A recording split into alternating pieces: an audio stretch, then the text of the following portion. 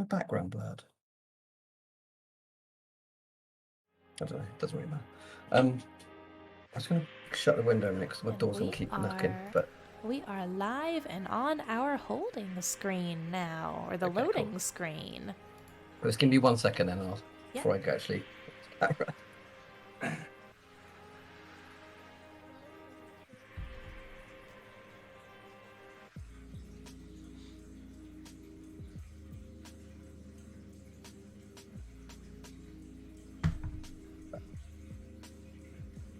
We're coming through okay as well, as far as you can tell. Oh yeah. Yeah, okay, good. Audio There's no is Mr. good. Robot tonight then. No, not tonight. Monsieur Robot. Monsieur Robot, bienvenue. I'll just tweet that to Clunch is so ready. How many O's are in there? That's you got 6 O's in there. That is an impressive level of readiness, Clunch. It is. 6 O's. Too many? Nah, no such thing. It still fits all in one line. You're good.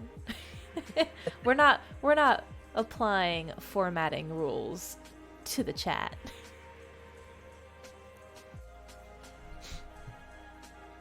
Right, let me get this stream. Yeah. Make it look a little fun. Where is?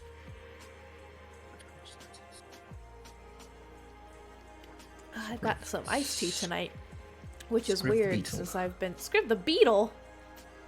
Excuse you. That's a mix of Scriv and Beetle the Bard. Oh, Beetle. Beetle. Scriv Beetle. I might add a beetle to one of my future tattoos as well. I don't know. We'll see. Aww. Thank you, Clunch. Clunch says, just excited for the stream. The last two were a lot of fun.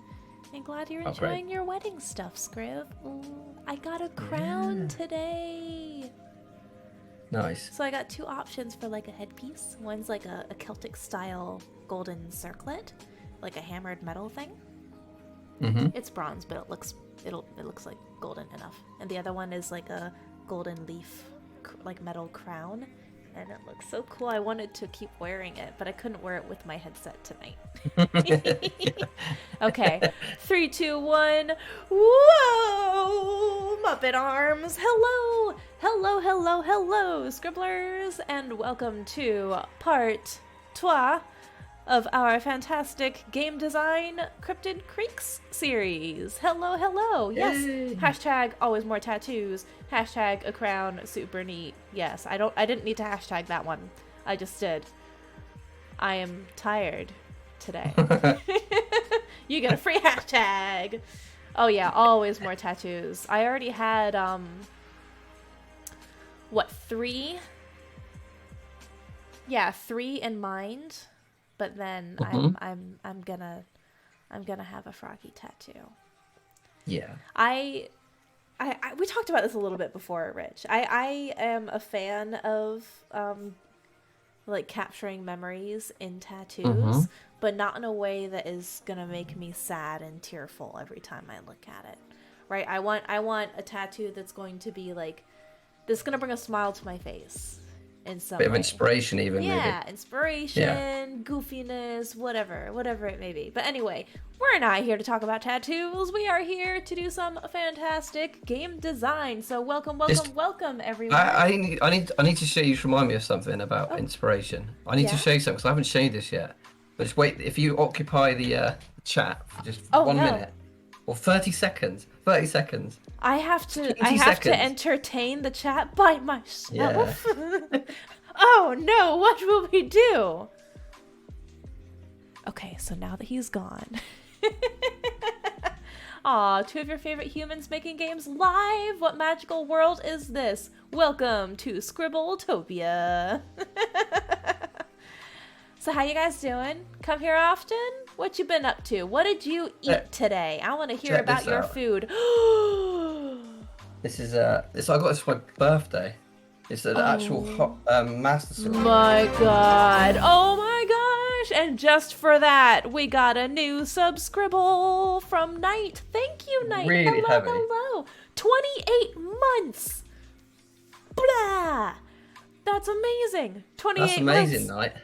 You've been here since the beginning. That's a long time. You have been. Thank you so much, my friend. Your support and your cheerful, I'm not going to say like your face, but your cheerful presence in the chat is always welcome. You have been here since the beginning. That's amazing. He is already back, right? Now we couldn't like keep gossiping about him. That's true. And talk about how wonderful he is, obviously. Clunch asks, so when is Rich getting knighted? That's amazing. Well, I'm named after Richard I, the Lionheart, so... that's very fitting. I was at birth. Knighted at birth. That needs to be a coming-of-age story. It's the birth. I could knight you at the wedding. Let's slice my hands off. Rich is gonna be at the wedding. As my brother, you are standing ever shown you that. It's pretty cool, isn't it? For the role of brother. Yeah, that looks amazing. Yeah, it's beautiful. That's so cool. I am envious. I love swords. I love swords. Yeah. It's so good. It's a good wedding gift. Swords. They are. Yeah. We're okay, so no pressure, Jay. We're already getting custom swords made for the wedding. Oh yeah, we're getting custom swords made for the wedding from like a legit swordsmith, a bladesmith, who is currently based up in Scotland. Oh man, that's amazing. Yeah, but has some you are 2 steps ahead of me. Amazing work. Of course, I'm gonna have a wedding sword. So yeah, of course I know. I don't know why I even thought about that. I budgeted for it and everything. So traditionally, like the groom would hold the sword for the ceremony, but I said, you know what? Nah, I'm getting a sword too. So we will have a matching, like a paired set of swords, which we'll then be able to have on a nice display case stand at our table, at the head table, all during the reception, with like the nicely hand decorated scabbards and everything. They're gonna be so an actual functional swords, but of course, you know, not. It's going to be legal for the UK. It'll be fine. We're not breaking any laws or ceremonial. Well, this one is. This could do some damage. I can tell you that much. If Ganondorf's or Ganon's around, then I would. Look out there, Ganondorf. Him down, Ganondorf. Rich the Lionheart's coming for you. Get him, Richie. The Legend of Welder. The Legend of Ganondorf. Curse of Ganondorf. Very good. This is the content you crave, right, Scriv? This is it. Not me noting this down to see if it fits in my budget. Well, if anyone needs a recommendation for a fantastically skilled and passionate bladesmith based in the UK, hit me up. Nice. Yeah, very, very cool. We met him at like an event, and he had some cooking knives, like camp cooking knives, and I love my camp cooking. I love cooking over an open fire, cast iron, good firewood, coals, all of that. And the cooking knives themselves were just so nicely made. And I asked him, like, hey, do you happen to do swords as well? He said, why, yes, I do. Here are some examples of historic replicas I've done. I said, oh, amazing. Excellent. Would you like to make swords for our wedding? And the rest is history. As soon as I get them, hopefully, it might be cutting it pretty close, though. We'll probably get them just not long right before our wedding when they'll be done. So we'll be seeing them for the first time, and I'll tweet out pictures for y'all. Amazing. But anyway, those are all other things. What are we doing tonight then? What are we doing tonight? What are we doing, chat? What do you want to see? Game design, Cryptid Creeks. So let me hop over to our screen share. Would you like to do a quick little intro? We do have a new document, brand spanking new, nice and bright and shiny. Kaboom! With the, of course, beautiful cover art still there. So we were at Playbooks, but ironically, we have now stripped the game of Playbooks. This is part of the design process. Yes, exactly. So go So, ahead. What yeah, drove the decision to remove playbooks? so Powered by the Apocalypse was actually a secondary inspiration for Cryptid Creeks in terms of basing on Powered by the Apocalypse. The first inspiration was the game Brindlewood Bay, which was a very successful game that's about to be launched, I believe, in its full form in January or February or sometime this month. And it's Nope. in that you play a group of like elderly, kind of a group of elderly women, who are I think called the Murder Mavens, and they're kind of into like Murder She Wrote and all these kind of like, slightly cheesy murder mystery programs, Little camp and books. Yeah. just a little bit. And you play that group as they investigate kind of murders and crimes around this Brindlewood Bay area. And but the supernatural comes into it when your main antagonist and the mystery behind it all is like a kind of like Lovecraftian cult. Yes. So it's got kind of traditional murder mystery elements, but also this supernatural thing going, which is remarkably similar to Cryptid Creeks in so many ways. And after researching, properly reading through it, and having a little play test of Brindlewood Bay, I kind of thought that they don't use playbooks. They don't. So why should we? And we don't have to. So on one hand, I like playbooks because they give you some flavor. And I like flavor. And it makes it quick and easy to pick up. However, you mentioned something very, very appealing for the alternative. So instead of having playbooks that are already kind of like set classes, and you are given your characteristics, right? You wanted to take a more creative, player-driven approach instead of having a pre-baked character, right? Yeah. Exactly. So you'd have like a standard character sheet, but within that sheet there'd be a lot of options. There'll be, for instance, one of the moves which we'll talk about in a bit is now called the family move, which is essentially tied in with downtime, tied in with the times that you're not investigating the cryptid and sabotaging the development company. So this is called a family move, which I think is really quite an interesting idea. And it ties really quite closely into downtime and that kind of creating bonds between the river scout and your family. But also on this character sheet we'll have your family dynamic, some of your background, the connections between the other players, your equipment, and a stat array. So in other words, instead of having in each, so say in a playbook you have like a sort of like tanky type character who's like a bit of a bruiser, and you have like a scientist type character. In this you'd have a stat array, so it would have more of a leaning towards physical stats, physicality, or mentality, or intellectuality, things like this. And now that so you just pick one. You just pick one, basically. Yeah, that isn't to say that you can't have a kind of an archetypal approach to your characters. You absolutely can. Absolutely, but of course this you opens it up to more interpretation, I think. And maybe in the future, if we want to do an expansion and introduce some playbooks, we could. But for now, we want to start with stats and see how that plays out. But yes, I like the acknowledgement from Almost Bedtime there. Welcome to game design. This happens. This is part of the process. So part of our goal with having this game design series is having full transparency. You can see all of the aches and pains, the victories and setbacks of game design. And this is it. So you have Powered by the Apocalypse, you have a lot of different ways in which you can use and reinterpret that system. And you can be creative with it. You don't have to create just a reskinned version of another game. You can pick and choose elements of the game that fit your concept. And that's totally okay. There are no rules. Right? I would say that there are basic guidelines that you can follow when it comes to like game design and game design theory. Yes, there are different things there, but ultimately there aren't really rules to this. It's similar to the GMing process, right? It It's is. similar to GM process. Like you wouldn't pick a module like an official module up from D&D, say, and then run it by the book, exactly as it's written. Like, there's no way. I don't think you can even do that. I don't think you can even do that.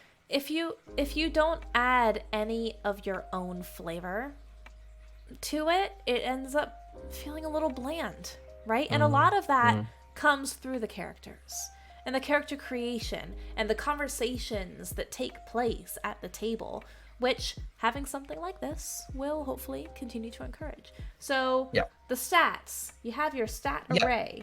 You start the game with +1 in a stat of choice. So you have -1, 0, 0, 1, 1, and then a +1. And that's right. Yeah, so you add +1 to any of those stats.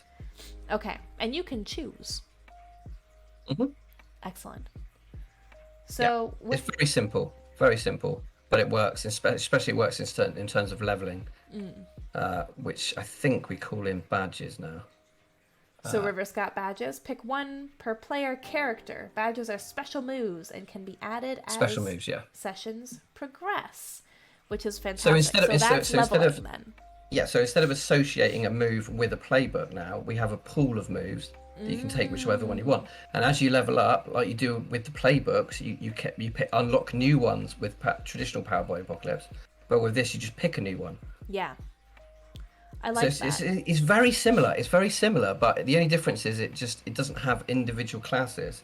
Yeah. It has one class, which is essentially a teenager, a River Scout, but with so many permeations within that character creation. Yeah. You can grow and evolve, and there's no limit to what you can do with a single sheet. I think this fits the coming of age, young teen perspective of this game very, very well. Because who at 12, 13, 14 wants to be told exactly who they are? Yes, exactly. No one. I didn't. Exactly. Screw that. You're still figuring it out. And what better way to figure it out than to be able to choose what kind of skills you want to dive into? Don't let them prescribe it to you, right? And of course, in this game, you've got your family, whatever that composition of the family is, whoever your parent figure or figures may be. But I see these kids, your River Scouts, which I love. I love the River Scout thing. As kind of like what it's our idea. you wanted to associate it to the river. I had the idea of scouts because it seemed to fit, but then by our powers combined, River Scouts flourish. And the boat is sailing. So, oh my goodness, I got off. No, the thoughts, they're leaving me. I like the idea of being able to. Crap, I lost that train of thought because we were talking about River Scouts now. What was I saying? You're talking about not having it prescribed to you, right? So these scouts, these kids down by the creek, remind me a little bit of that concept of a latchkey kid. Yep. Who, different interpretations of it, but at the core, kid who's become very independent, has their own key to their home, can let themselves in, they can go out and explore as long as they're home in time for dinner and they're safe and keeping an eye on each other, keeping an eye on their friends, right? So I love the badges thing. And of course, in my mind, in addition to, Cryptid Creek trading cards, I like the idea of there being tokens for the badges too. But this also reminds me a little bit more of like a classic RPG where you have skills and skill trees and you're collecting these different things. Badge patches, right? We need some patches. That would be a cool t-shirt. Well, 100%. I mean, what we'll do swag already. Probably session 5 of this series will be about crowdfunding and about stretch goals and adults, because that's a whole different thing. That'll be like at least 3 weeks. Oh yeah, but it will be part of the series, which is super 100%. exciting. I mean, it's a vital part of it because that's how we're going to fund this whole thing. Yeah. So let's look at these badges then. These special moves, which are not locked to any playbook because we don't have them. Accomplish something without experience, which is nice. Appear older than you are, which can be very helpful when you're thinking about infiltration and subterfuge. Subterfuge? Soft G? Hard G? I don't know. Cross difficult terrain, take something without being seen, access a prohibited or locked space, rally a group of people to your cause, befriend a minor cryptid, discover a hidden clue, escape a perilous situation, and learn a story of the creek. So, special moves. Yeah. How will this work mechanically? So you just use them as the same way you would use a normal move, but you only have one go at them. Excellent. Per session. Yeah. Excellent. Very single good. use per session. Single use per session. So you have to kind of like redeem your badge. Nice. But the idea of the game is that the maximum sessions would be 5, because there's 5 levels. Yeah. To it, and obviously every time you go up a level, so does the sort of the adversity increases as well, and the kind of like the tension and the conflict from the developers. So they'll encroach more on the town. Yeah. And also we want to include in the book alternative scenarios, alternative villains. So you want someone like someone dumping sewage, or even something completely different to do with the creek or the river. Yeah. Something else that's putting this area. Yeah, so we'll start with the developer as our core scenario. Yeah. And the system's built around that, but we want people to create third-party content for it, which will be incredible. Like you and I always want to do. We always want to see the creators branch out with stuff and take it anywhere it can go. Release it to the wild and see where the creek flows. Yeah. So that's really exciting. Yeah. So what specifically are we going to do a deep dive into tonight? We're going to go through the stats, the new improved stats, the new basic moves. We've had a little bit of those special moves, and I'll explain from the beginning kind of like how the mechanics are working now, how it's all coming together. So we can start at the top and go down. And this document's kind of like a working document of the whole game, actually. It is. It's just not filled in. That's the only difference. This is outlining. It's an outline, basically, yeah. So we already decided we're going to have a completely separate session devoted to safety tools.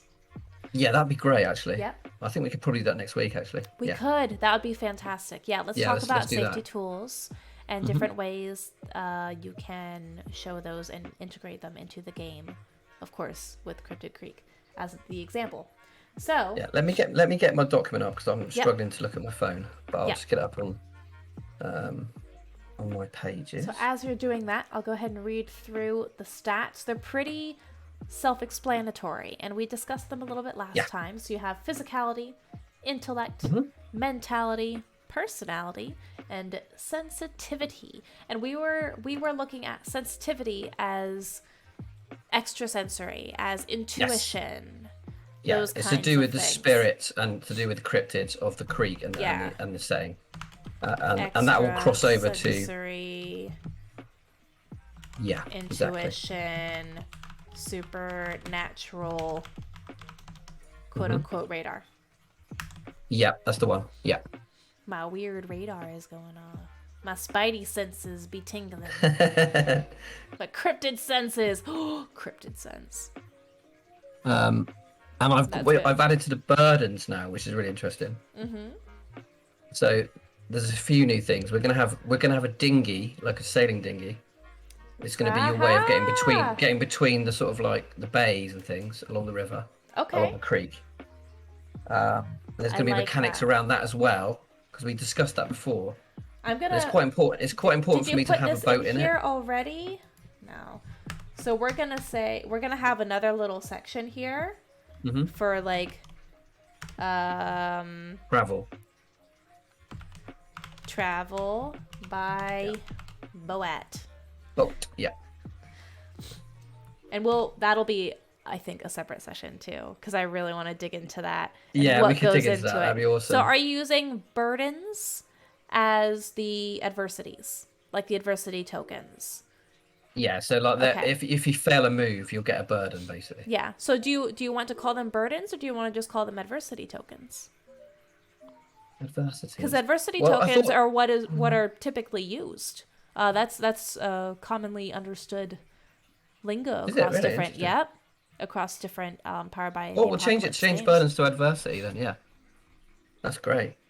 Because if we're going to be open about using Powered by the Apocalypse, because this game is Powered by the Apocalypse, we don't necessarily have to change the terminology for everything. That's true. That's true. I mean, stats and moves are the same. Yeah. Yeah. Nice. So we'll go Cool. through, and I'll do the replacement for burden and adversity. Yeah. So the what are we calling them again? Sorry. the Adversity Adversity. tokens. Yeah. Right. So I'll change it on my document. And so I'm remembering Kids on Bikes, and Yep. So for that one, when you gain adversity tokens, you can also later on spend the adversity tokens. But in this one, Yes. as you gain adversity tokens, you can then. So what we'll have to talk about, what does that do? Mm-hmm. How can you spend it later on? And could you remove them? You know, so the family move is for earning bonds or removing adversity tokens. Adversity. Yeah. So adversity tokens, you end up actually like building those up, but then you can use them later on. So if I know I'm gonna have a hard time achieving a roll, I need to spend an adversity token, and that'll give me another d6. Cool. Kind of thing. So we can find a different way to use those tokens if you want to. Yeah, sure. But I've tied the adversity conditions, I suppose you can call them, to the different stats. Yeah. So physicality is time to be exhausted, intellect clouded, mentality insecure, personality unlikable, and skeptical for sensitivity. I think skeptical is a really good word for it. Their adversity Conditions. Yeah. Yeah. So I like that. Adversity conditions versus adversity tokens. Tokens. Yeah. So that's a nice twist on it. The way you gain is. them is the same as in other Powered by the Apocalypse games, but the effect of them is going to be different, which I like because it'll feel a little bit more like you're overcoming an adversity, which is nice. Yes. So, okay. Exhausted, clouded, insecure, unlikable, skeptical. So I'm going to put it here as well, just so we can Yeah, that's fine. have that. Yeah, next to them. Yeah, that's fine. Intellect, clouded. So are we looking at like inability to focus, brain fog? Yeah. Kind of basically thing? focus. Yeah. Yep. Yeah, find the answers. Connect the clues. All these things. Mentality. So are you... Mentality and insecure is an interesting one. Are we looking at mentality as mental strength, mental fortitude? Or confidence? Because if you're looking at mentality as confidence, insecure does make sense. Or like your confidence is shaken in some way. Is there more of a universal word for like your mentality? There kind must of be. dipping? So you could say shaken. Oh, yeah, that's good. Let's do shaken. Because that That's good. speaks to a lot of different things that That's are very not necessarily just rooted in like confidence levels and mental health specifically, but mental fortitude versus you're shaken. And it's going to be hard for you to make decisions or respond very quickly. You might be a little jumpier. You're not quite as grounded, you know? My partner and I recently played through Call of Cthulhu. And I know that there are absolutely some problematic themes in there when it comes to portrayals of mental health. But I know, yeah. I appreciated the way the game manifested that shaken condition. Shaken's a good idea. It was nice. like that. Shaken, not stirred. And then personality, unlikable. So your charisma, right? Yeah, your charisma and your charm is your dipped. sociability. So personality, we could consider your social graces, your ability to navigate through social situations and be charming. So You could call it unlikable or off-putting. Abrasive. Off-putting is a good one. Off-putting is a good one. So either unlikable or off. Unlikable's good as well. because that can come in another. If you're too aggressive, you might be unlikable. Yeah. I get what you're saying. Unlikable is one of those things, and that could be interpreted, however, as something either that the player did or something the player doesn't have control over. Whereas if you do something kind of like abrasive, something like that, I'm not sold on that word in particular, but if someone is acting abrasively, that's off-putting, due to their own actions. Off-putting? Yeah, we could do off-putting. It's better. It's better. Yeah. Yeah. And then sensitivity versus skeptical. So, a skeptic. You're questioning things. Don't believe in the cryptid. Don't believe in the cryptid. Loss of belief. Loss of belief, yeah. Yeah. That's what that'll be. Yeah. I'm putting other random words in there just to keep generating the idea. Yeah, of course. And we'll want to have, as we fill this out, and this is for the chat as well, we'll have descriptions for what these are and what we mean by these terms. Yes. Because these terms have multiple different interpretations, even just in the English language. So the connotations. Like abrasive, you know. Are you coming around? Yeah, I quite like it actually. I've just been thinking about it. I looked it up actually. We'll keep them both up there. I've met some pretty abrasive people who thought they were sociable. Yeah, but when we've got the term headers, we can put other synonyms within the description, like synonyms are a good thing to have. Yes, because the connotations of these different things are going to be a little bit different. So personality can either be, oh, they've got a lot of personality. That could be like they're very sociable or they're very strong-willed. Yes, exactly. Yeah. That could be, oh, do you have a personality or do you not have a personality? So if you have personality of 0, are you bland? Or does that humor just as well. Not... Humor comes into it, doesn't it? Humor, absolutely. Have you got a sense of humor? So what is your sense of humor? Your force of personality is specifically like what we're looking at there. So I'm going to put that in parentheses because I think that'll go in the description to help clarify this is what we mean by personality. And then sensitivity. Yeah. Sensitivity to what? And then skeptic is a good one. I equate that to your belief versus disbelief in a lot of ways. Yeah, very similar. And if we wanted to, because that's your shtick, you could even use terms like that still in the descriptions anyway. I know you want this is not an Inspiles over Isles story. Yeah. It's its own thing. So you want to make sure those are clear. Yeah, exactly. So, okay. I like that. Do we want to go through the descriptions for these tonight? No. We'll go to the basic moves though. We'll go through the basic moves now because these are the moves that I want to amplify everyone can use. Yeah. I'm even going to zoom in on this part a little bit more. Yeah, zoom in on those. Yeah, so basic moves. The creek move is taken for everyday actions. Discovery is for actions in finding the guardian. Uncover is taken when River Scouts believe they have discovered enough to identify and locate the guardian. So if you have adversity conditions for sensitivity, so you're a skeptic, uncover might be harder for you to do. Yeah, absolutely, yeah. Exactly. Hinder is for taking actions to slow the developers. Sabotage, when you believe they have hindered enough to stop the developers' plans. We'll want to make sure those are very clear in terms of being different moves. Family move is for earning bonds or removing adversity. And cryptid is for evoking the supernatural. Oh, I love that there's a cryptid move. Cryptid move, yeah. Going full cryptid. That's what I aspire to do. I can't wait to one day be my full cryptid self. So, okay, can we go into them? Let's talk about what these are and what examples of them could be. So obviously the moves are only activated when you're doing something that is maybe slightly pushing you beyond just normal everyday stuff. So for that, say if you're just like, I don't know, if you quicken your pace towards something or you're running a bit faster, then you'd probably use a creek move for anything like that.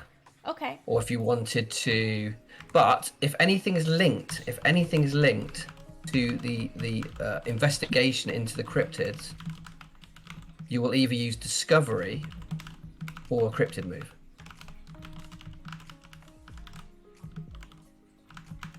I'm just writing this out. So for instance, if you're trying to find a clue, or you're talking to someone so if you're talking to someone about when the arcade closes for the night, and no one gives you the answer, and you have to try and find someone about those details, or search for some pamphlet or something, or poster, then you use a creek move for that. But if you're talking to someone about what this cryptid looks like, or what are the rumors about it, what does it, where's it last seen, then you'd use use a discovery move. Okay. So we have some moves that are specifically tied to the cryptids. Yeah, exactly. Then. So discovery, uncover, and so cryptid. Uncover is only used when you've got enough discovery clues. So what I haven't written on your document, after discovery it says a 10 plus earns a token. So if you roll a 10 plus on discovery, you earn a token. And if you accumulate enough tokens, you can then say, oh, I found the cryptid, I know what it looks like, I know where it is. Okay. So and it's the same with Brindlewood Bay. Brindlewood Bay, you earn tokens. Okay. And then you say, I know who's the culprit, or I know who's the murderer. So it's a bit like Cluedo. So in that case, uncover, I wouldn't call it a basic move. Unless we're considering basic as something anyone can do. But I would consider that like a tiered move almost. Because you can't start off just uncovering things. You have to go through enough discovery and gain enough tokens in order to use uncover. So uncover would be like an unlockable move. Right? True, but anyone can do it. So yeah. Anyone can do it. Anyone. So I suppose in terms of Power by Apocalypse, that's what they're called. All these moves going within the basic moves category, but it doesn't necessarily mean they're like not special, or they've not got sort of like what's the word, mechanics behind them. You don't have conditions. You don't have prerequisites. Yes. So some of these will have prerequisites. Yeah. So hinder and sabotage work exactly the same way, but for the sabotage and stopping of the development company. So you get the same with 10 plus rolls earns you a token on hinder, and then when you've got enough, you've stopped the sabotage of the creek. So I'm gonna put in here as well. I'm gonna highlight prerequisite, discovery for uncover, just to make it abundantly clear, and then prerequisite hinder for sabotage. Does that sound okay? Right. That's right, yeah. Excellent. Yeah. I like that you can unlock things. Yes, exactly. I like it as well. I like it when it's a certain, because that works the same as belief and disbelief. So in Inspirals, if you had enough belief, you can level up as a character, and you can spend it to level up items. But also adversely, if you gather or disbelief, then it hits a kind of table where it unleashes calamities, and it's the kind of same sort of thing, really, in some ways. Can you use discovery and uncover for minor cryptids, or only the Guardian? If the cryptid is... what did you say? Sorry, say again. Can you use discovery and uncover for minor cryptids, or is it only the Guardian? I think we could do. I think we could have less tokens, but you can uncover a minor cryptid. I think that would be actually lovely. I think that'd be lovely, actually. So we'll put in here then some more detail. So this move is for actions taken to find the cryptids, and in parentheses, minor cryptids, or the Guardian, or to include the Guardian, we can say. Yes, that's perfect. Taken. That's perfect. To like find. I think that will make it more interesting as well, and we can have more supernatural elements coming into it then. Yeah. Oops. And you can use these moves more, because you're not going to start right off the bat already hunting down the Guardian. You're going to find clues, but you you want to encourage interaction with the cryptids as well. You don't want to just like skip through them. Locate cryptids, and we'll say again includes the guardian, because that gives you flexibility in what you're able to do as well. Okay, so those are cryptid related moves. Now you have rebellion related moves, right? Yeah, Hinder rebellion and moves. sabotage for actions taken to slow the developers. Perfect. And we can list examples of these. And then sabotage move is taken when... Yeah. Okay. So it works the same way as Uncover. Sabotage and Uncover are the same kind of unlocked ultimate move or end game move, basically. But if you're saying that discovery can be for minor cryptids, then we have to have something to do with the hinder as well. They have to because that's the two hemispheres of the game, so they have to work in conjunction. Well, I think it'll feel really lovely then. Because the Guardian ultimately is a cryptid. So I think that still works without necessarily adding another move for hinder, because you can hinder in a variety of different ways.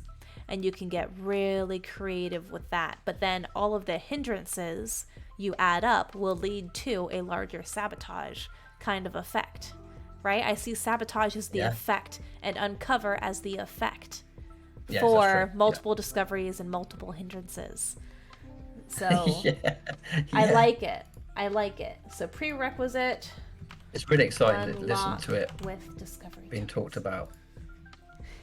I can see the system working really well. I'm loving this co-creation, co-designer thing, because you can bounce ideas. Because when I was working on Bard, and we did play tests with Heroes of Iosteira and Outpost 5 and all of that, but there are so many times where I'm sitting here, exactly here at my desk going, does this make sense? I think it does. But no, I don't know if you felt similarly when you were doing Inspirals. Yeah, definitely, yeah. Because we tend to get, we bounce around in our own skulls until we get to the point, I know for me, until I get to the point where I'm confident enough in it that then I ask for opinions and do all of that to help refine it. But I love this collaborative creation from the beginning. This is so fun. Well, most of my projects now are all going to be collaborative. Yep. Likewise. Pendragon's Prime is 100% collaborative. So good. Festivals is 1,000,000% collaborative. Yep. So, I'm looking at Under as well, the same way. Anyway, so let's get back to this cryptid move. I have questions about that one. So let's go back through and get through Creek, Discovery, Uncover, Hinder, and Sabotage, and then go to these other ones, because I think Family and Cryptive are a little bit more ambiguous. I think. So a little bit more interpretation. So Creek move, taken for everyday actions, that could be a variety of different things. So would it be everyday actions related to your knowledge of your home? Yeah, it could be anything like that. As long as it's we need parameters for it. Yeah, but anything that's not tied to the investigation or the sabotage. Anything that's not tied. So say you want to build a, I don't know, like you want to upgrade your dinghy with a new mast or a new sail that's ripped or something. That would be a Creek move. Okay. It's not tied to anything. It's not related directly to either those two hemispheres or those two themes of the game. We want to give examples of what it would be, and if you're calling it the Creek move, 100%. If we're calling it the Creek move, I feel like it has to be associated with your knowledge of the creek and your home in some way. Otherwise, it's opened up. Like for everyday moves, that could be anything. That could be even just using the stats. So at what point, other than if it's not Discovery or Hinder, what are those parameters? Yeah, right? Because it has to be something that's what's the word? I can't remember how to put it. I'm trying to work out what they called it in Yeah, let me look at Brindle in a minute. It'd be handy to get that up. Just for a little bit of reference. So moves, they say...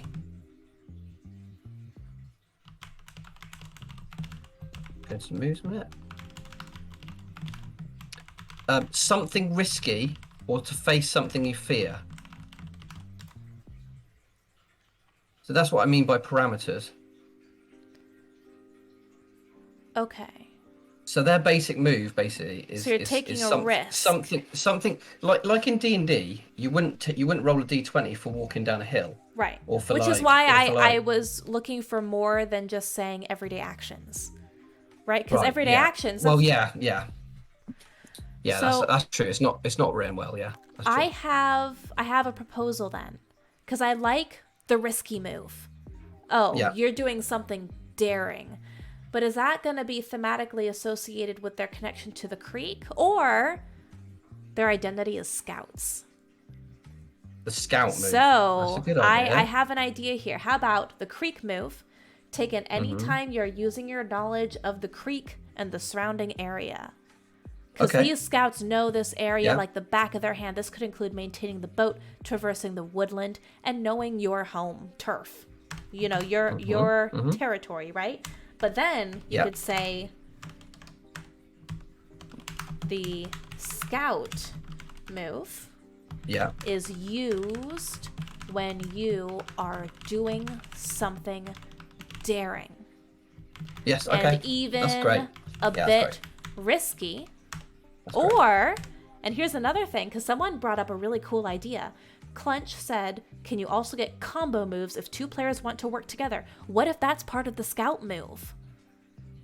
Ooh. And you could layer, because part of your daring as a scout is knowing you've got your crew with you, right? Group move.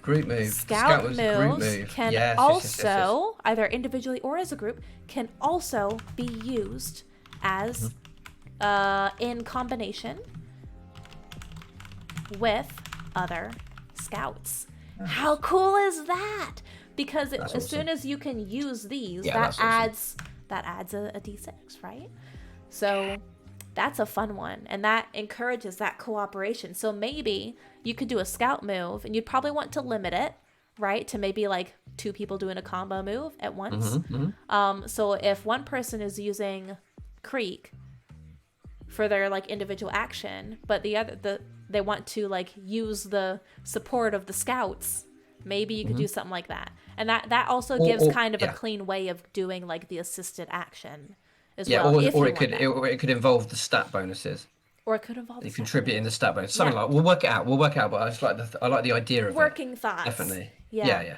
Mechanically we haven't got everything down exactly because we have to play test early stages. Yeah. But I love the idea of them both, That's great. Okay. So the creek move and the scout move, perfect. Okay, let's talk about discovery. Or is it a troop, or call it the troop move?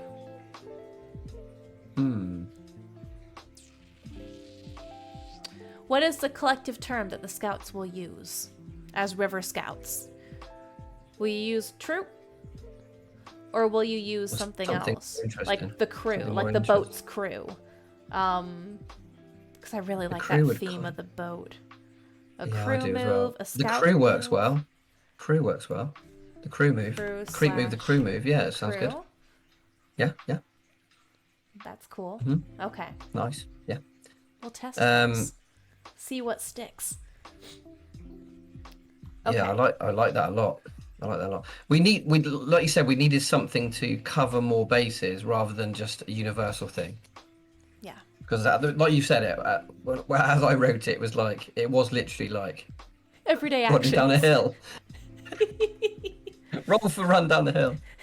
I can do that. Good point, Bedtime. Almost Bedtime says, I like crew. It avoids confusion with the scout move equaling scouting about and actually doing scouting actions. Yeah. That's a good point. Crew move. Yeah. And crew solidifies the River Scout theme. The River Scout theme. You're all part of the crew together. Everyone has a role on the boat kind of thing. Yeah, I like definitely. That. I don't know why I was reaching for my dice. I'm just immediately excited to play this game. It's just like that. I need that comfort. Nice. Almost sounded like running water. So that's that. The family move is to do with, like I said, the bonds and the adversity. So describe your inspiration for, excuse me, for a family move. What did you have in mind? I think two things. I think that downtime is not used enough in games as a kind of general. So it's linked point to downtime. Yeah, and I also feel like that intrinsically that should form up a big part of the game in terms of your family dynamics at home or whatever your dynamic is, and your friendship and your history with the other scouts. So the family move isn't downtime, right? But it's associated with downtime because downtime sounds like a phase of play and like a function of the game versus a move. Because the minute you make downtime triggered by a move, that requires the expenditure of moves to unlock downtime, you know? So you'd have downtime, but within that downtime you use the family move to clear adversity or to earn bonds. Okay. So say you were having a chat to your fellow scout and you sort of reveal something about like how you're jealous of your brother playing the guitar so well or something, he's got a concert or something. Then you'd roll the family move under probably mentality. And then you'd get the bonuses as you would for any other move, or the losses as you would. And you'd have a bond then. I have a proposal.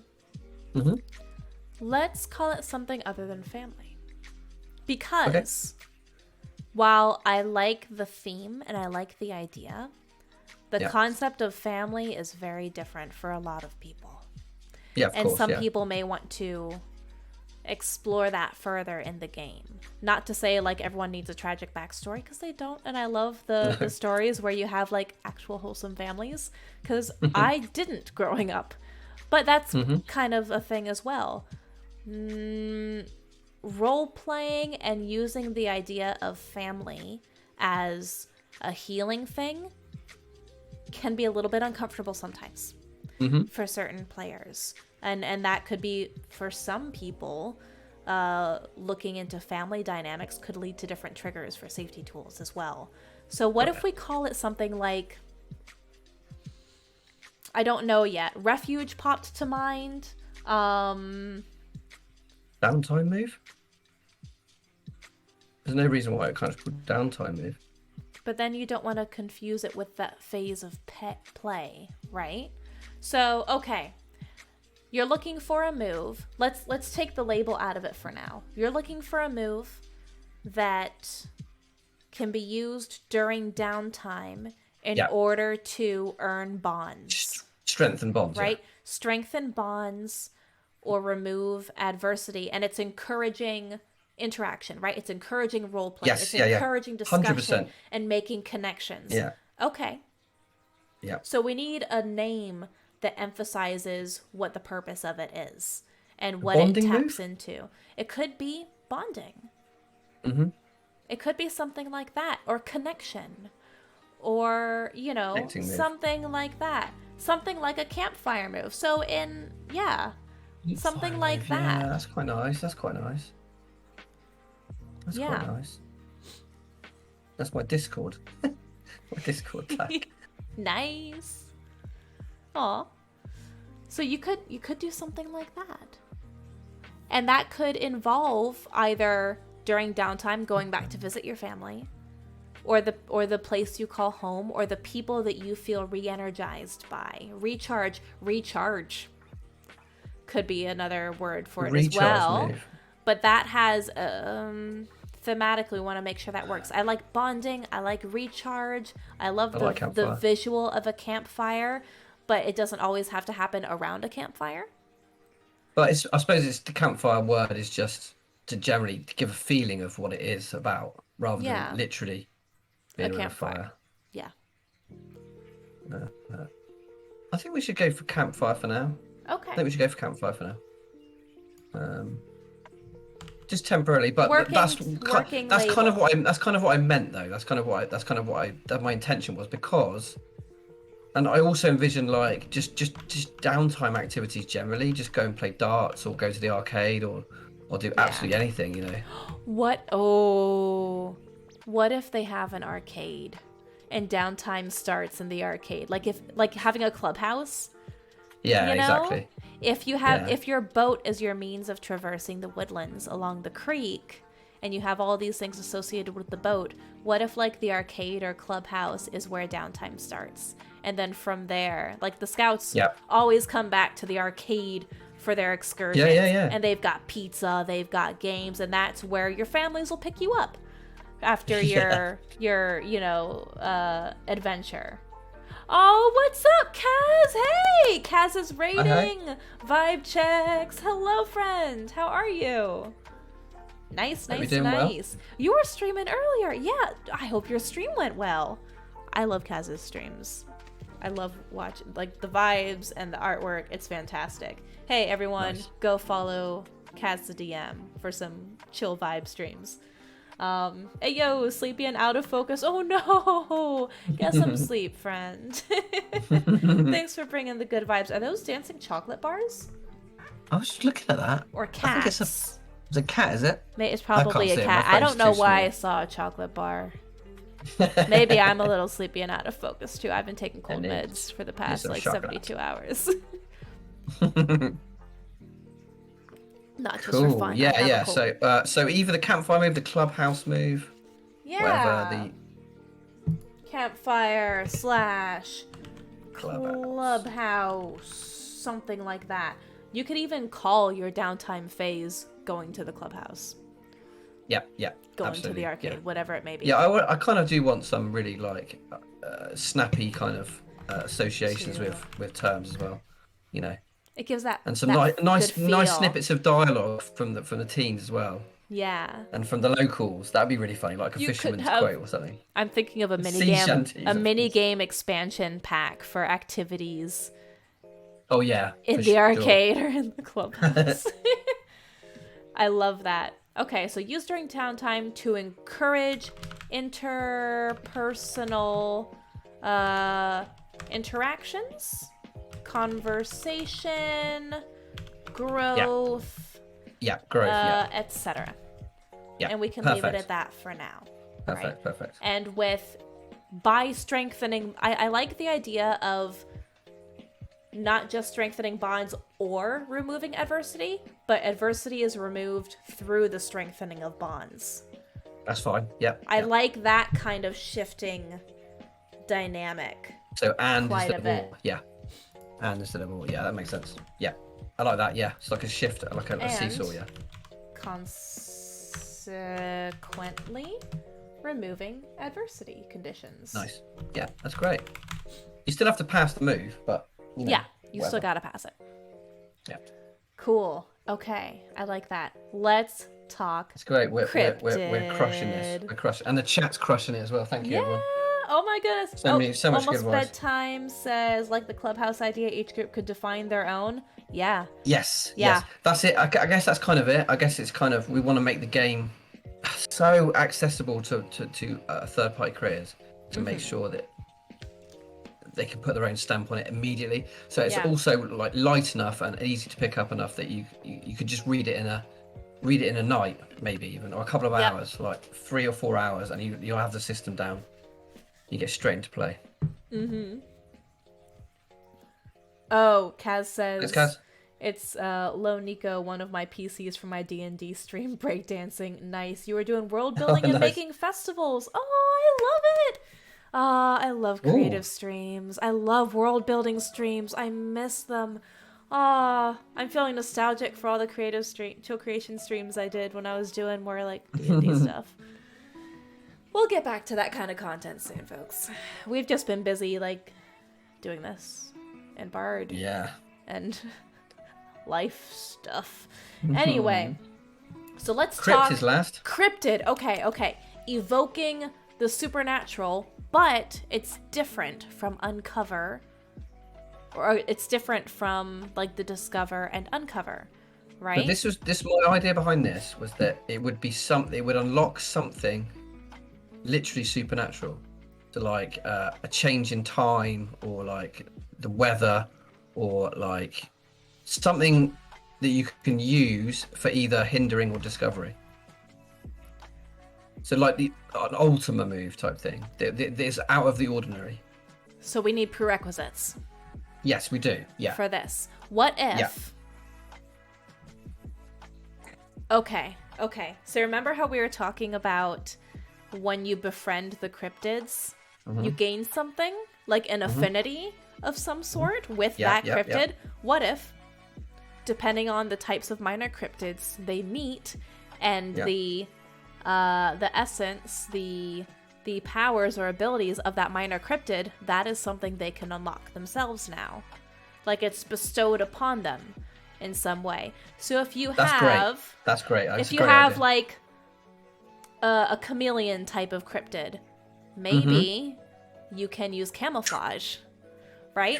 Something like that. Yeah, that's great. Something weird, not game breaking, but absolutely a supernatural kind of It can ability. Even be hilarious. It could be hilarious. Really, it could be something funny. Completely random. Yeah, it's not like a firefly. Oh, your butt's glowing now. Exactly. But it's up to the grail, you know, not the grail guy, the creek guy to kind of. You could have a random roll table, right? So yes, exactly, like a wild magic table. Can only. That's a great idea. Okay, so prerequisite for this one. Yeah. Prerequisite. Discovering minor cryptid. Yeah, that's the proof. Yeah, exactly. Yeah. The let's say outcome of a cryptid move is determined by the specific abilities and bestowed gift. Yep, gift or boon. Yep, gift boon. Yep. Of the cryptids you discover. For example, I'll just say a chameleon style cryptid could grant the gift of camouflage. How do you spell camouflage? That's not. I don't know. Why do you ever? There's a U in there. Camouflage. Camouflage. Cool. Incroyable. Okay. Yeah. Sometimes you're an absolute genius. Idea. You just come out with stuff just straight away. Do you know what I found? No. Do you know what I find? Do you know what I find? What? When you looking through a document of a layout or like an outline, like the ideas just absolutely fly, because you've got the basis and you're just kind of building upon it. It's really lovely to kind of like explore that. It is, and honestly, you've done the hard work in creating the framework for this document already. I'm just bouncing in, like it's like we're cooking together, right? You've done your mise en place. You've done the prep. You're chopping the vegetables and everything, and I'm just swooping in like a gremlin going, ooh, but what if we add garlic? How about some chili? I got hot sauce. We're making gumbo. We're making beautiful, beautiful gumbo together. Yeah. Who wants cornbread? I think they're wonderful. I think these basic moves are actually wonderful. This is fun. You feeling good? You feeling good about these moves? I feel great about it. The thing is, the more I talk about it, the more I can picture it. I can I can almost see it completely done. Yep. Like, and when I think about that, I could see the art style being done. I think Josh's and Lucille's art in there. I can see all those amazing little quotes, like in Kids on Bikes and Monster of the Week, where they, I can see the folk tale at the beginning, sort of setting up the sort of premise of the game. Yeah. The session ahead. I can see the boat travel. I can see the mechanics of the dinghy. I can see the different creeks. I can see the landmarks. I can see the sea I'm imagining shanties, like a little promo video of this. Of Getting very excited. Again, that kind of trope of the wise, the voice of wisdom within the town, within the village, saying, "When I was your age, we went on all sorts of adventures around this creek." Exactly. You wouldn't believe what the River Scouts and I discovered. It's like it's a grandparent telling the story to their child of everything that's happened here. Because these things are just great idea. I love that. A little That's too amazing. unbelievable. Right? Because they're fairy tales. It's folklore. So you have all these experiences, but the grown-ups will never believe you. But each of these kids who go through these adventures, they're going to hold that with them all through their lives. And they know other people won't really believe them because they've seen something amazing and it changed them on some fundamental level.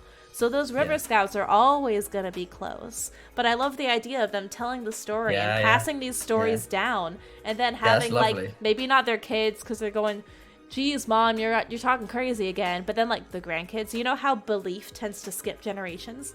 Belief in supernatural strange things a little bit? Yeah. Because then I can imagine the next generation, the grandkids, "I'm joining the River Scouts because my grandpappy was a scout. I heard there's weird stuff in the water," you know, that kind of thing. Exactly, yeah.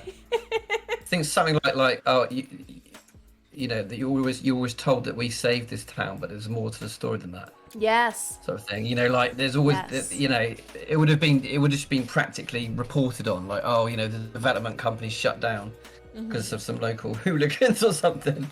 Yeah. Local rebels, but or they'll blame it on like technical malfunctions, attrition or something. Yeah. Or they've decided to develop elsewhere because of pressure from the town council and the concerned citizens, when in reality it was this bunch of miscreants who were sabotaging things. And their little mini cryptids. I would have gotten away with it too if it weren't for you kids and those stupid cryptids. Yeah. I like it. Oh, this is fun. This is going to be good. So can Froggy presumably be our minor cryptid example? Yes. Please. I'd love that. I like how you're asking me saying please instead of me saying, "Can we please have Froggy in this game?" That'd be lovely. As our cryptid example. Oh my goodness. Or as the major cryptid image. An example. Like a giant cat.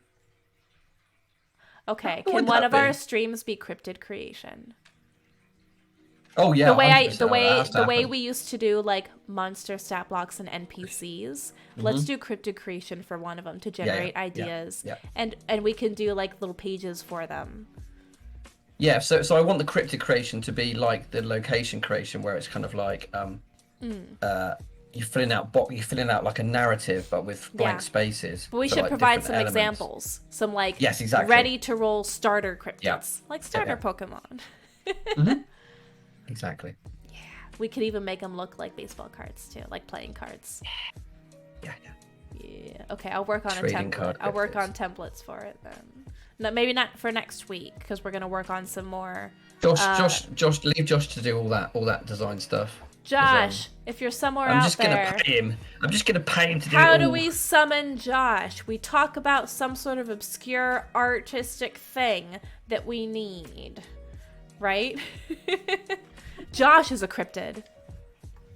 I think he might be. Josh is a cryptid. Yeah, I think it's quite very possible. The quick turnaround on things, and just out of the blue he'll go, the knot art "Hey, is slightly supernatural. I've got something for that." Mm-hmm. A creation cryptid.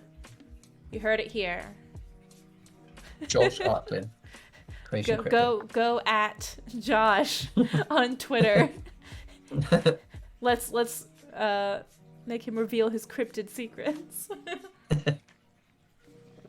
All right. So we've got about a quarter of an hour left. So the badges, the special moves, these are just like kind of placed kind of examples. Yeah. They're not locked in. None of them are locked in. But I like some of them. I like the appear older than the UI is really cool. Yeah. Would these be associated with stats? Because appear older than you are could be one of the personality things, like the force of personality. Well, they'll all be linked to the stats because you have to roll with the stat bonuses or the minuses. Yeah. If you want to perform it, you still have to perform them regardless of. They're still moves, basically. Yep. Special moves. I don't know where we're going to have badges and patches. The badges and patches could be the move. The badges and patches could be the anything, basically, in the game. But I just thought... Do we want to have We want some representation of badges and patches, basically. Do we want to have them inspired by actual scout badges and the types of things that badges are rewarded for? I looked into that. It's difficult. Yeah. Also, they tend to be a little bit generic, like camping, swimming, campfire building. Like, I don't know. They're not. These have to be moves that will help you either sabotage or discover. Yeah. Okay. Let's put some thought to these then. Because you don't want the badges to be repetitive with the other moves you've already written. They have to be unique. All of them have to be unique. All of them have to give utility to the scouts. More than just facilitating gameplay, you want, like, if a player uses these badges, you want them to feel cool doing it. You've got to have, like, 100%. The wow factor in there somewhere. Yeah. So, I like that. Bedtime says, there is a game design merit badge. I want it. We need... Rich, we deserve those merit badges. That, don't we? Well, when we finish this and it's published, then we'll have to create a game design merit badge. Okay. And we'll have to send them to the chat. Do we have to... Because they would have designed it with us all the way, hopefully. Do we have to be part of a scout troop to earn badges? No, we can just make them ourselves. We don't need no stinking badges. We make our own badges. What are ciphers? And explain what I've not read the cipher system. Yes, hello, odds and ends. Welcome. Hello. Like ciphers in cipher system. Yes, please do continue. Go on. Yeah, I have not played cipher system yet. Yeah. I am vaguely aware of it, and I've read Numenera about cipher? Ow, oh, my foot just did a heck. I'm not sure if Numenera is cipher system. Monty Cook stuff. So special moves. Accomplishing something without experience, because we don't want it to be game breaking either. So let's start getting some notes down. So they have to relate. They have to relate to either. They have to relate to either hindering or discovery. Okay. To either. They have to help with either of those tasks. Hinder or discovery. So that already helps us set parameters for what these are. So if there's 10 of them, then there should be 5 for discovery related and 5 probably for sabotage. Yeah. That also makes sense. Yeah, because at the moment the game pillars. The game at the moment feels very, very beautiful in that way, in terms of, because I really like that feeling of duality. You know, that feeling of balance, basically. Yeah. I think I'm quite like that as a person anyway. I feel like I need like, and it's a weird thing, but I have to have like 2 things in each pocket at all times. It's very strange, and I feel imbalanced if I take something out. Yeah, so it's like so maybe that's informing my design kind of. That's a fun fact about you I didn't know before. So if I put my phone in my left pocket and my wallet in my right pocket, and if I don't have them in my pockets, I feel very weird, imbalanced. That's Assisted cool. by Monty Cook. Yes, is one use ability that yes, turn invisible that's once, exactly or what be it able is. to slow fall once. Yes. So accomplishing something without experience feels a little bit mundane. I like lucky.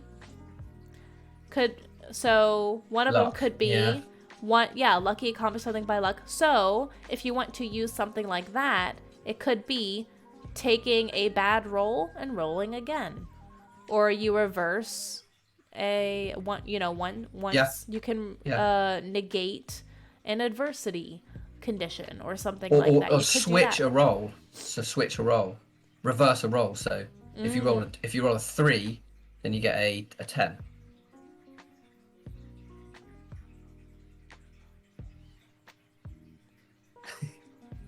How does that math work? You're rolling from 1 to 12, 2 to 12 rather. So you're using d12s? No, you roll 2d6. But I'm saying if you roll a 3, if you happen to roll a 2 and a 1 on the dice, then you swap it for a 6 and a 5. Are those on the opposite sides of the dice? I just need to look at a d6 now. I mean the opposite. The opposite total. The opposite total. I mean. Okay. That's not how opposites work.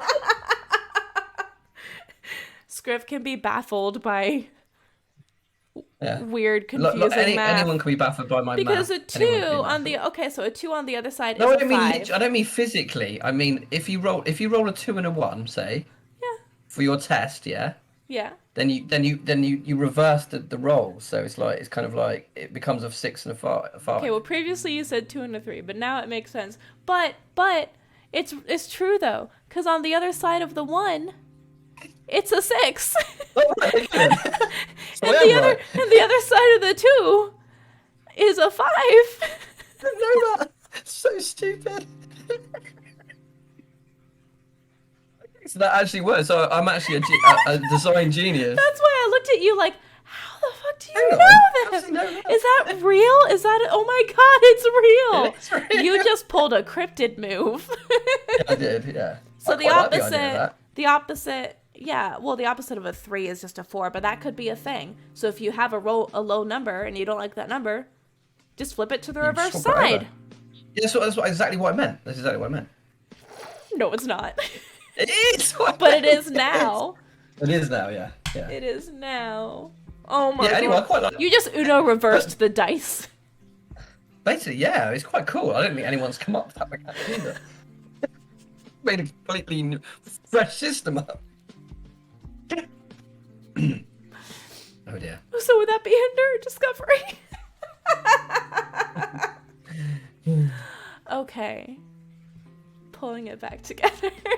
Or you could be more sensible and just increase the level. My of it, mind has been blown. What bedtime's talking about. Today I learned that the opposite of 1 is 6. But only when using a d6. Which is why when you said 12 earlier, I was super confused. Like, no, we're using d6s. Stop. Yeah. Okay. Now that I've lost all credibility. Or you can roll an extra d6. Or you can roll an extra. There's other suggestions in it, but fundamentally, what we're saying is that could be one move that you adjust the dice. Yeah. Or the roll. However, that one's going to be more in lines of. So I think 2 of them should do that. So I think one of them for the discovery related one, and one for the hindering. They should have different dice mechanics, basically. Or you could add a third. Stat boost. You could add a third tree, or a third pillar, and you could call it luck. Or cryptid. Hinder, discovery, and a cryptid. Yeah. Supernatural. Yeah. Weird. 4, 8, weird 12 stuff. Moves. 12 moves, yeah. 12 moves would work. 4 in each. I know discovery is linked to cryptids, but you have a separate cryptid move already. Yeah, I know that, yeah. Weird. And the cryptid, the cryptid ones can have some sort of effect on dice mechanics, yeah, exactly. Yeah. One can have effect on stats. Well, it's one turn. Oh, for the weird ones? Yeah. Okay. Yeah, absolutely. Yeah. Okay. So dice roll, stats. Reverse the dice. Boost. Adversity. Remove 2 adversity. Yeah.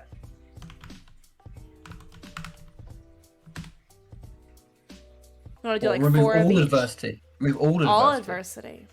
Yeah, like full cure disease. One you do, so. Yeah. Yeah, completely free of all conditions.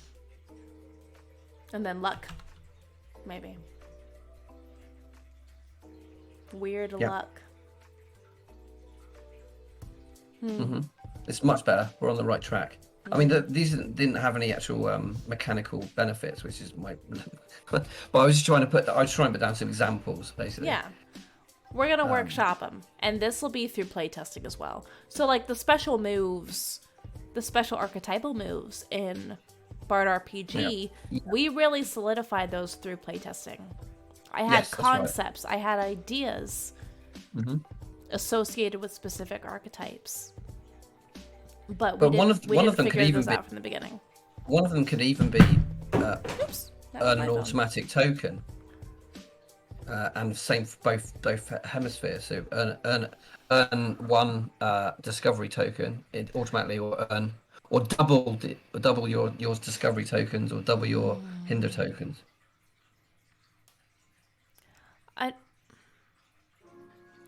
I'm just spitballing. I like the idea. However, we want to be careful that the special moves, or the different badge moves, don't become shortcuts. Right? That they don't necessarily like just speed the game along. Yeah, the actual session up. Yeah. So when you're using the number of tokens as a prerequisite, you do want to be careful there. But so some of the ones in here, rally a group of people to your cause. That's good. That's cool. great because you can gain allies, and I would consider that part of hinder. 100% is. Oops! What did I just do? I don't know, but let's not do that again. That's definitely a hinder move. And then accomplish something without experience. That sounds like it's speeding a little bit, speeding it along. Appear older than you are. That could be a hinder, or that could even be take on a different identity. You know, because it's more than just appearing older than you are. Disguise yourself. Disguise would be good. That's a really good one. Face changer. Let's make it a bit more. Yeah. Yeah.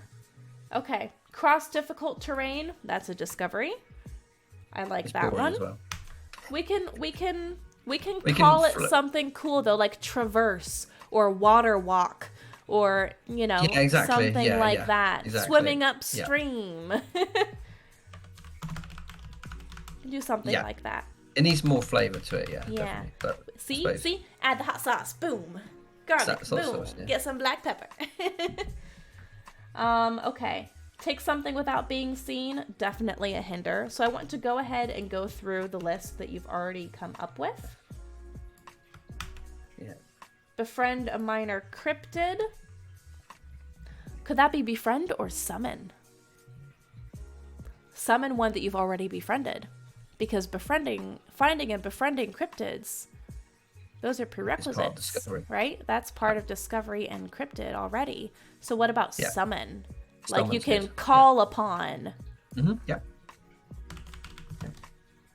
Summon makes it sound like there's a weird servitude thing in there. We'll say call upon or ask for help. Ask for help. Yeah. That's a good one. That sounds lovely. Ask for help from a minor. Yeah, let's do that. Cryptid. Discover a hidden clue. No. That sounds a little bit speedy. Yep, moves on. Just get rid of that. Picking a lock could be a thing. Escape. Maybe too specific. Escape's a good one. Escape's a very good one. Yeah. Escape is a good one. Yeah. And actually, escape's good. All the Powered by the Apocalypse games seem to have an escape move. Yeah. Or retreat from a perilous situation, or break free from a trap. Speedy escape. So, and then learn a story of the creek. I think that's something that you want to do during gameplay anyway. Yeah. Through like role playing and discovery. So let's take a look. So those were the other ones, which I think have kind of been covered and discussed already. Yeah. So we have, oh no, this doesn't match. Hold on. I don't like it when format doesn't match. These bullets are different from the other bullets. Just like me. It's so distracting. Hold on, I have to fix this. I'll be so distracted. Okay. Format painter. Read the situation. Boom. Yeah, we could do like, not read the room, maybe? We had that previously as a move. We had that as an idea. So let's go back to the moves, because we don't want them to be repetitive, right? We don't want them to be redundant.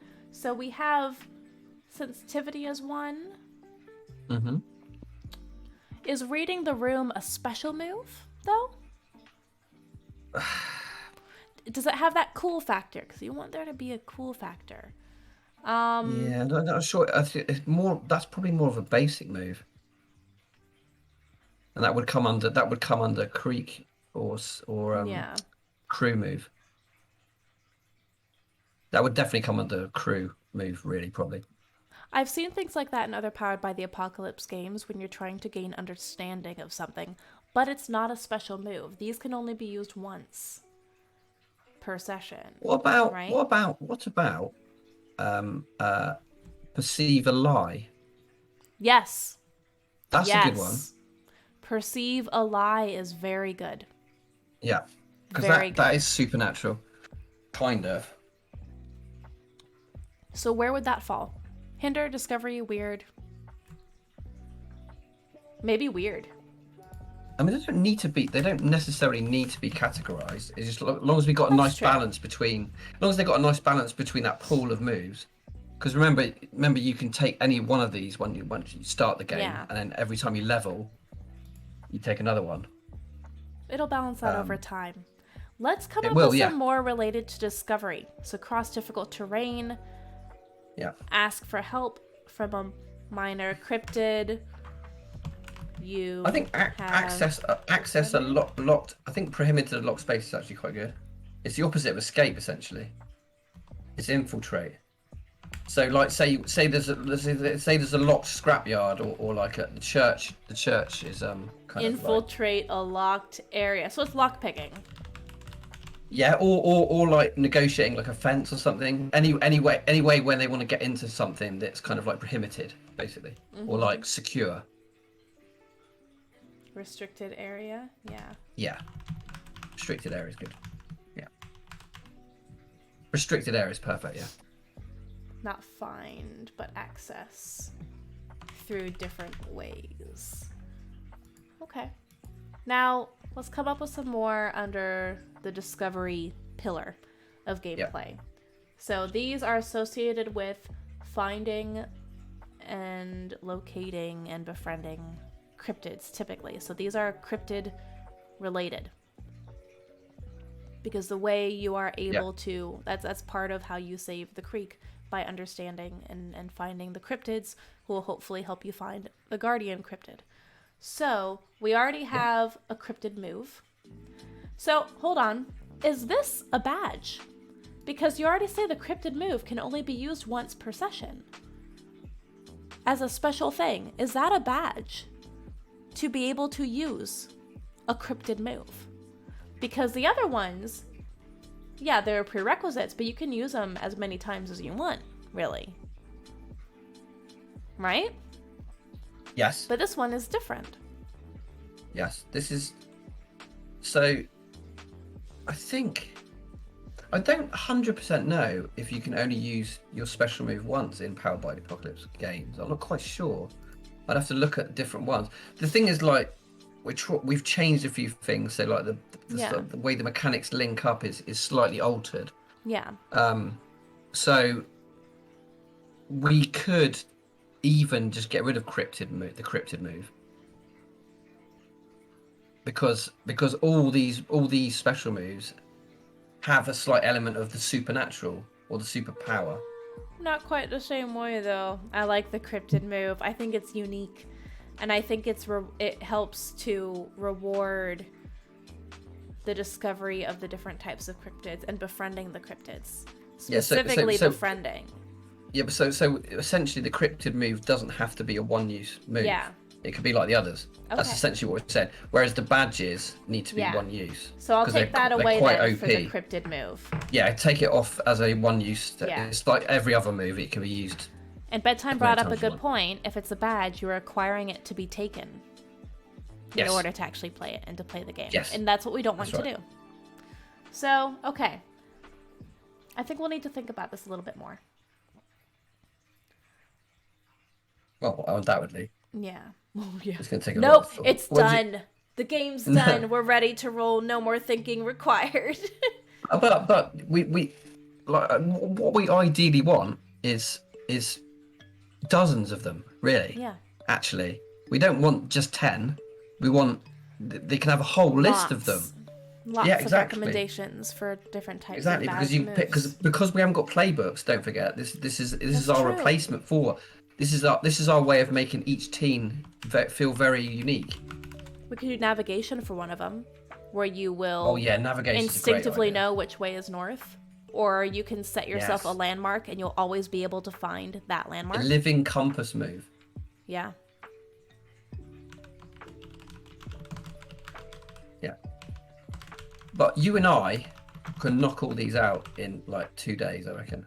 Yeah, we could have like 20 of these. Yeah. Unique moves. They don't all have to be actually extraordinary, but they all have to feel balanced. So in other words, when you go down a list, you go to one, it's going, oh no, I don't want that, it's rubbish. Or I really, really have to have that one. Because you can't have the same moves. You can't pick no two scouts can have the same move. First aid.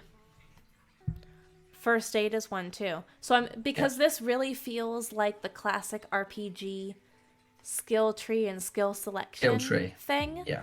You want to have some that help with discovery. You want to have some for like supporting your other scouts as well. You want to have them linked to the different pillars. We need to build something or create something or craft something. Repair. So like immediately repair your boat. Yeah, maybe? Basically, yeah. Or add something. Or either repair or build. Yeah. Okay, let's think on that. I think we've got a good start here.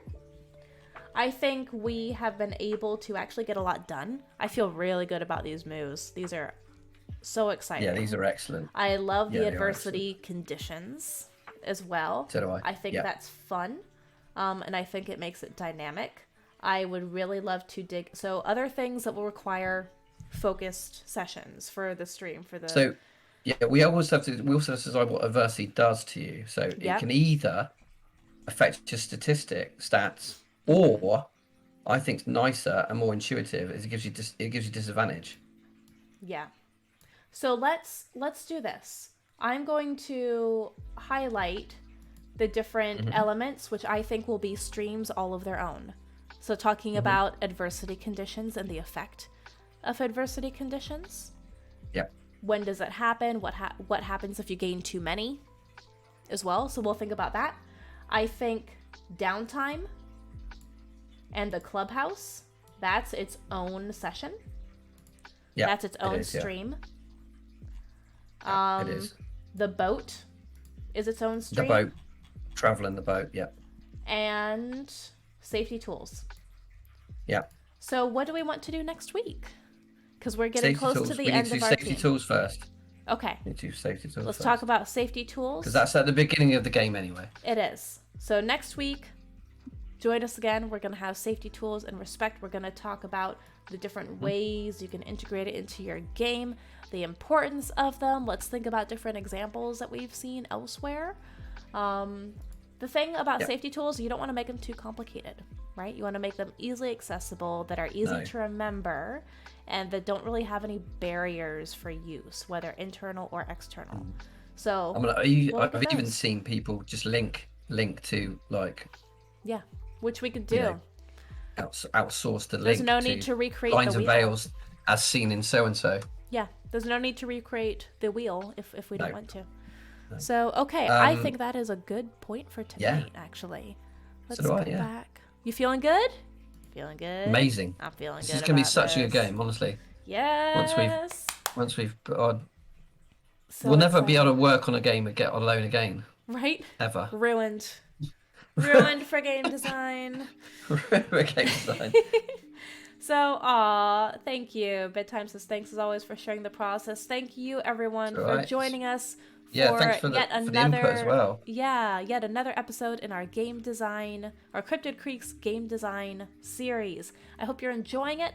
The first episode is up on YouTube. So over the weekend, I'm gonna get the second episode up, and then next week we'll get this episode up. So we will be good to go. Yeah, I'm super excited. We don't have a set number of episodes that we had planned. It's just as we go along, week by week. Yeah. I'm really enjoying this. Thanks again to the best co-designer and creative partner I could ask for, Hatchling DM. And the most wonderful creative chat. I love you guys. This has been so nice. So we're going to go ahead and call it there. Hope you guys have a wonderful weekend wherever you are, a wonderful evening, day, whatever time of zone it is, whatever time zone or time of day it is where you are. Thank you for spending some of that time with us here this evening. Come back again next week. We're going to talk about safety tools. I'm going to try to do... Ooh, look at you showing off that sword. Wait till I have a sword of my own, buddy. That's beautiful, though. Oh, it's so cool. I love the wrapped handle. I'm going to try to hop back on stream on next Tuesday as well, whether it's creativity or gaming. I might do some chill gaming. I started playing Potion Craft, and dang, is that comforting and relaxing. We might just hang out and play Potion Craft next Tuesday. I'm playing Stardew at the moment. Similarly. We need to restart a Stardew Valley, collaborative farm. We do. That would be fun. It doesn't have to be streamed, but something. Okay.